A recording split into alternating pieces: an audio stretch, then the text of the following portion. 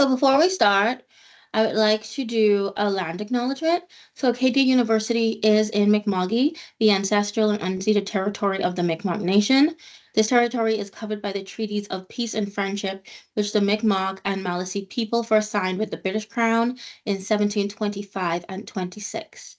The treaties did not deal with the surrender of lands and resources, but in fact recognized the Mi'kmaq and Maliseet titles and established the rule of what was to be an ongoing relationship between nations. Acadia is committed to growing and nurturing this relationship and working to fulfill the Truth and Reconciliation Commission's call to action for post secondary education. Acknowledging that land we are on means that we must first acknowledge and bear witness to the truth and colonial experiences of Indigenous communities here in Canada as genocide.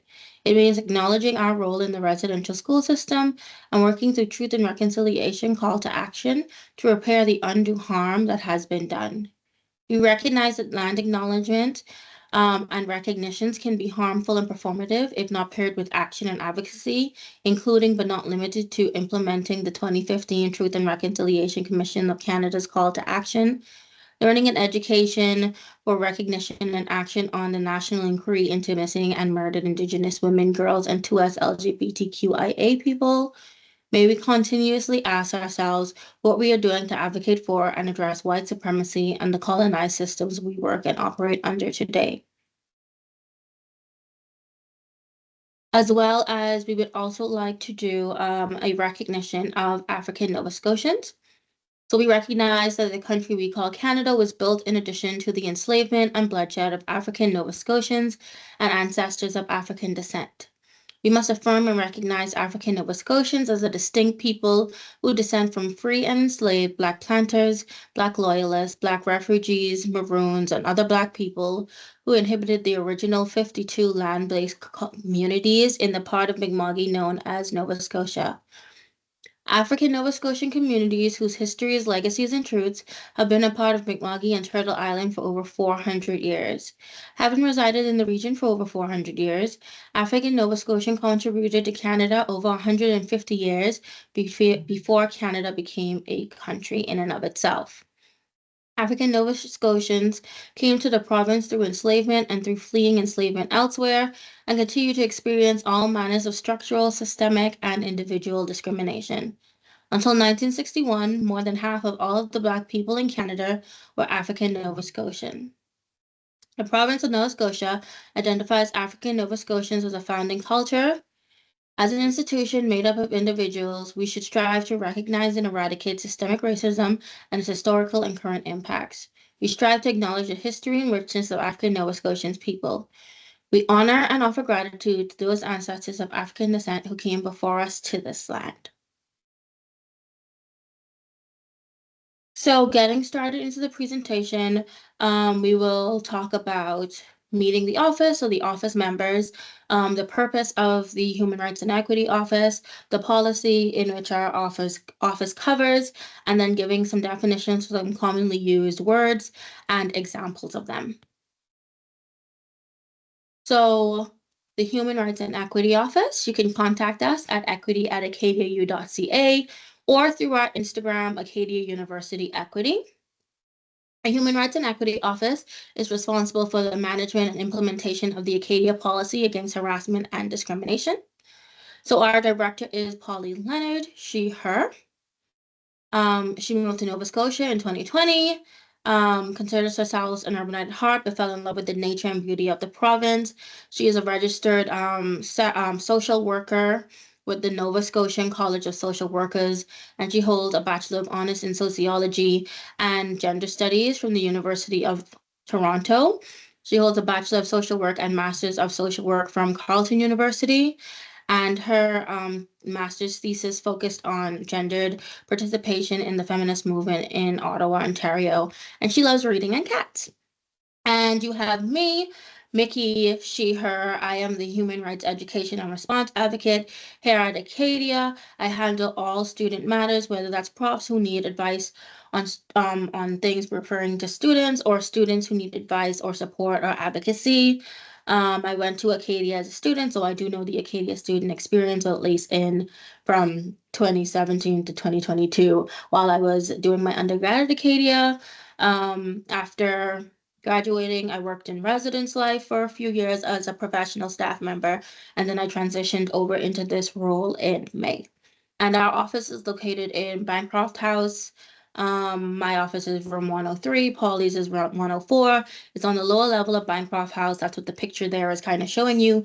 And we have a beautiful landmark, our rainbow bench right out front. That's very easy to notice when you're walking by. So what do we do? What is our purpose? Why are we here? We are here for you, the students. Anyone on campus can access our office, being faculty, staff, or students. Just give us a call or an email. When would you come to us? If you hear or experience harassment or discrimination, whether it be racism, sexism, ableism, transphobia, homophobia, or any other forms of harassment or discrimination, and we offer support for people through difficult times. Um, or, like, for example, if a faculty member was mistreating you, or an RA, or another student, and so on.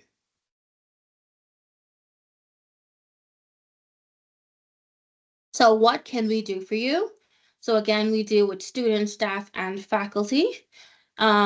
We prevent discrimination, sexual harassment, and personal harassment.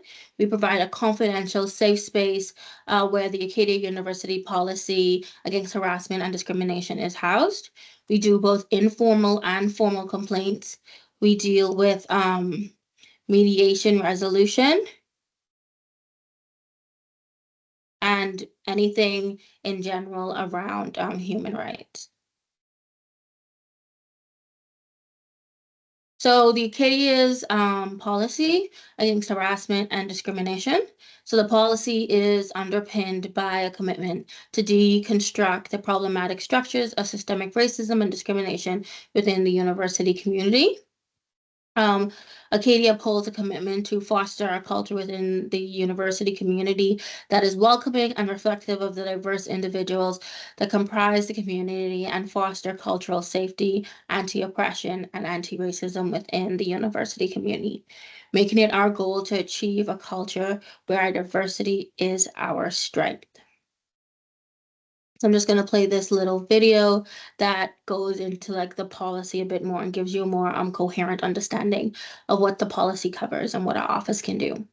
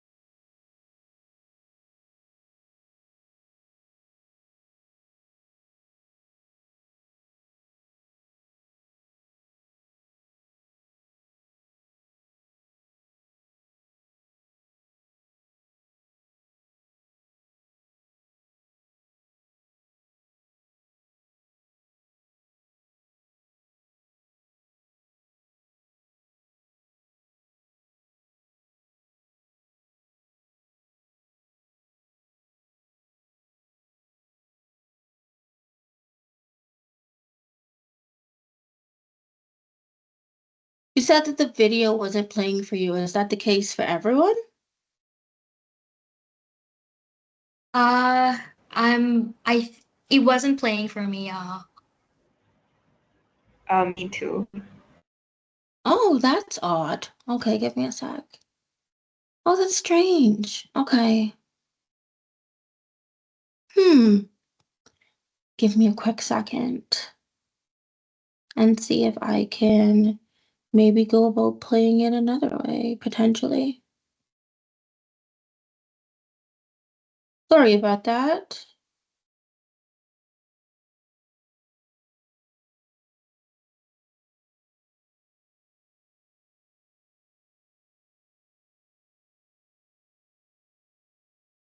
Maybe if I share my screen and pull up the video a bit bigger, that may work.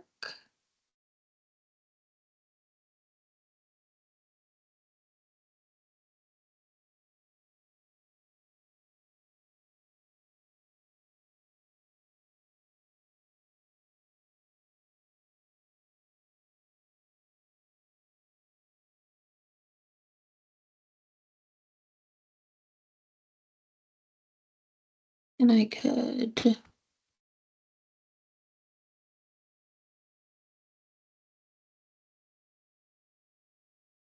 no, this is fun trying to figure out,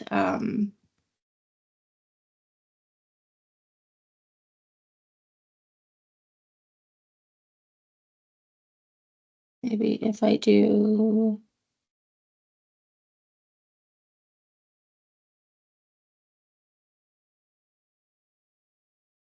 is that playing? I think it did for a little bit. Did you stop I hitting paused it the? just to verify. Okay. Oh, okay, yeah, I think so. It would, yeah.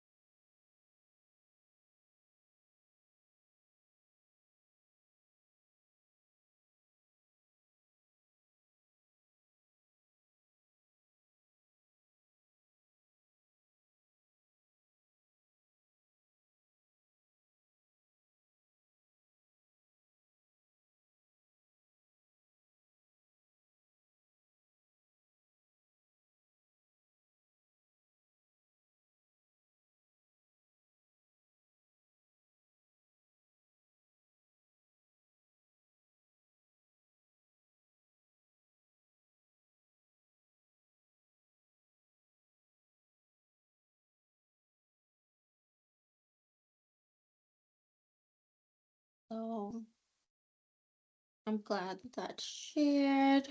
And then I'll go back to presenting.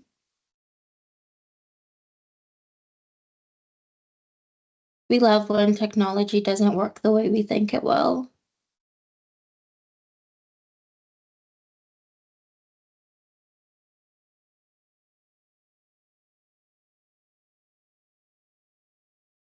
Perfect. So that was just a video just kind of summing up what all we do, but also giving like a quick explanation on the what happens if someone were to violate the policy.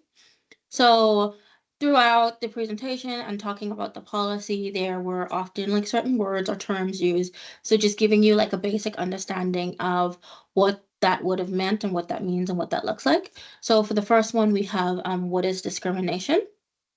So discrimination is any action, behavior, or attitude which could or does negatively affect the employment status and or the academic status and or provisions of or access to a service, facilities, or any other prohibited area set out in the Human Rights Act of any member of the university community based on protected characteristics under the Human Rights Act. And it's also important to mention systemic discrimination. So that would include policies, practices, and institutional procedures which deliberately or not have the effect of creating or perpetuating disadvantage and discrimination against identified groups on grounds prohibited by the Human Rights Act. So what could this look like in terms of your life here? So that might be refusal of service because of a disability, not providing accessibility and accommodations to students. In terms of a job, it might look like a new hired employee being shocked to find out that there is racism in the workplace and as a minority employee, they're offended by like racist jokes that may be circulating through company emails. And then when the concern is brought up, they're being told to toughen up and colleagues start to begin to ignore them. This may look like a policy that requires you to identify as either male or female, which could be classified as discrimination based on gender identity or expression. So I mentioned protected characteristics, but what are they? So they are characteristics, traits, or identities protected under the Canadian human rights legislation. That means that no one is allowed to mistreat you, treat you differently, harass you, bully you, or discriminate against you based on these identities. And Acadia has its own policy against harassment and discrimination, and that follows the Nova Scotian Human Rights Act. So the Acadia policy against harassment and discrimination works to protect you from harm, as well as to hear complaints when harm has been done. So these protected characteristics are your age, your race, your color, which could be tied to your race, but it also could not be. And that's where things of like colorism comes into play, your religion, your creed, which could be religious or non-religious, but it's really those beliefs, sometimes also culturally, that kind of impact the way you go about your life, ethnic, national, or indigenous origin, sex, this being both biological sex, your gender, and it includes pregnancy and pay equity, and pregnancy meaning both pre and post the delivery stage, as well as just the possibility of becoming pregnant. Sexual orientation, being who you're attracted to physically, romantic, emotionally. Um, Disability, family status, so whether you live in a one parent home, whether you live in a nuclear family or an extended family, whether you're single. Marital status, so again, whether you're single, divorced, married, etc. Source of income, so that usually refers to other sources of income other than employment, so pension, disability, and all of those other aspects of it. It protects you against harassment and sexual harassment. It protects against irrational fear of contracting an illness or disease. And this was added in, I believe, 2017 to protect people that had been diagnosed with HIV and AIDS. It protects you from discrimination based on association with a protected group or individual. So if someone decides to discriminate or harass you based on you having association, you having friendship, you having a relationship with someone who falls under one of the other protected groups, um, protects political beliefs, affiliation, and activity, protects your gender identity, um, where you fall on the gender spectrum, and your gender expression, how you show your gender to the world. And it isn't labeled here, but it also protects you against retaliation, or it may be labeled there, and I just can't see it on my screen. But retaliation should also be there, which is if you make a complaint against someone for harassment and discrimination, they're not allowed to then do negative towards you.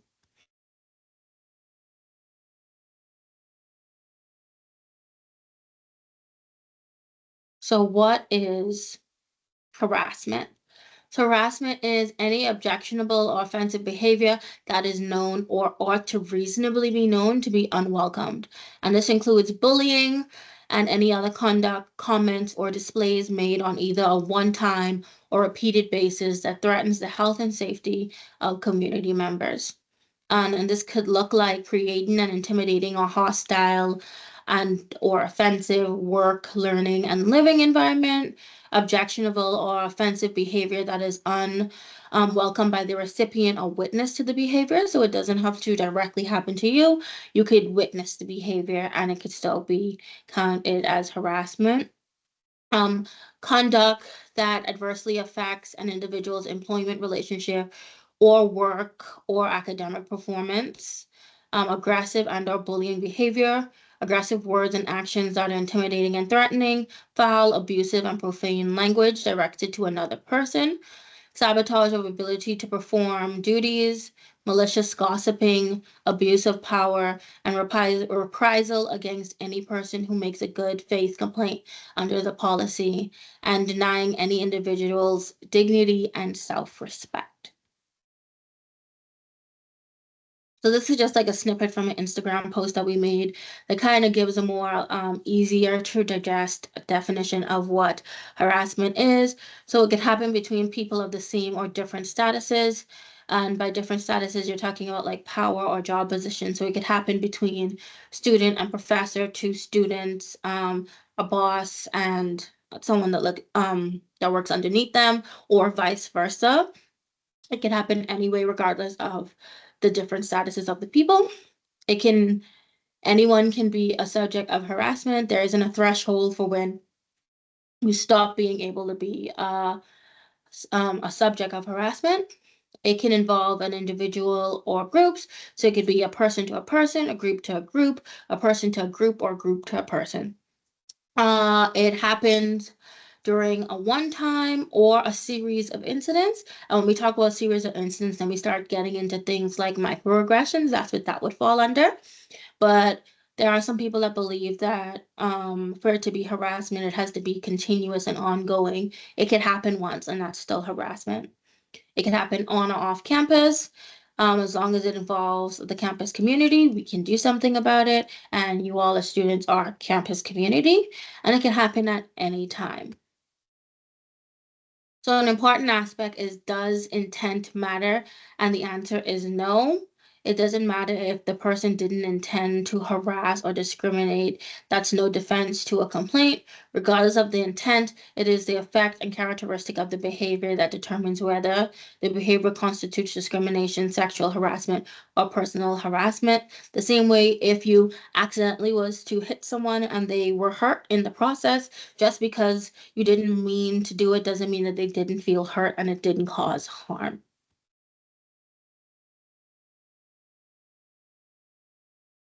So another part that is important to talk about, and I know like it's probably been talked about so much throughout the high school career, but also is important to note with online harassment and cyberbullying. So obviously it involves the use of communication technologies such as the internet, social networking sites, websites, email, text messages, and instant messages to repeatedly intimidate or harass someone.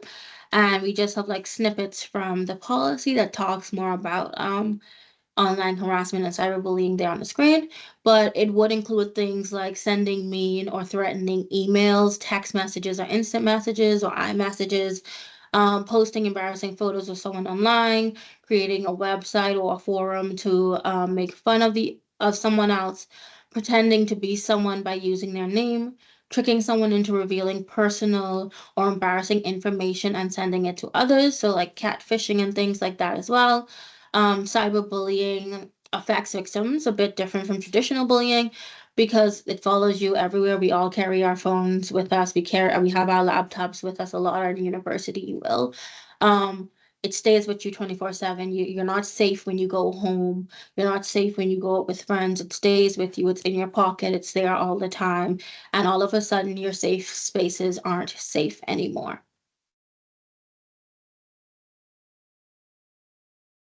So, what are some of the other resources on campus? Um, so you have Janet in the international, who's the international student advisor. They're in the Wong International Center. And you could reach out with international@kdu.ca. There's Allison Smith, who work in the Sexual Violence Resource and Education Center. Jotun Olutoke, who works as the African Descent Student Opportunity and Success Coordinator. There's the Counseling Center that's there for all students to use, and there's accessible learning if you need accommodations, as well as like if you want to learn more about anti-oppression, you could visit our website um, on the Equity Educate and we'll send you to the Instagram at Acadia Equity, the website for Acadia Equity, and we have other trainings and courses there as well. So just some things like that. And also, before I go, I also wanted to touch on some of the other things our office did that we also kind of talked about in the video a bit. So one of them being events. We always host like events, book club, we're doing educational handouts, we make buttons, we make stickers, and these are just some photos from a Pride Month event we had in the summer, which was boba tea event where we also like had free shirts, and there was also plant and pot painting. So you could paint a plant pot and then take a plant home with you. So that was just some pictures from that event. It went really well and we had a lot of people show up. And we also have like events throughout the whole year. We have a sip and paint. We're coming up with mocktails. We have cookie decorating. We have game nights and different things. So we're always hosting events to create that sense of community and belonging. We do take suggestions from students. We reach out and we want to know what you would like. So a lot of our events are from feedback from students and some of the things they said they would like to see. And groups centered around different communities and things like that. We do book club. So these are just some of the books we've read. I also have a book that we have been doing, the most recent one that ended Tuesday, and we're showing the movie for it on Friday. So we're always doing book clubs that hit different themes. And it's really a good learning opportunity, as well as it's fun to like read a book and talk to other people about your thoughts and opinions on it as well. As well as like if you have any book suggestion for us, we are always happy and looking for suggestions. So you could also reach out to us at equity@acadiau.ca because we always want suggestions and we want films and movies and different media. And this is a great way to get it from people from different walks of life, as well as we have our Instagram that I've talked about several times, Acadia University Equity. We're always posting educational things on there, as well as events coming up. On our story, we're showing events coming up all across campus from different departments and groups as well, educational things, different world holidays, and other days of observation and awareness that are coming up. So it's just a great way to stay in touch with everything going on. So, ending it off, I guess, if someone is like harassing or discriminating against you, or you witness harassment and discrimination, please reach out, talk to us. We're here for you, we're here to support you, and we want to hear what you have to say. So, before I leave or kind of end it off, is there any questions or any clarifications to anything that you would like?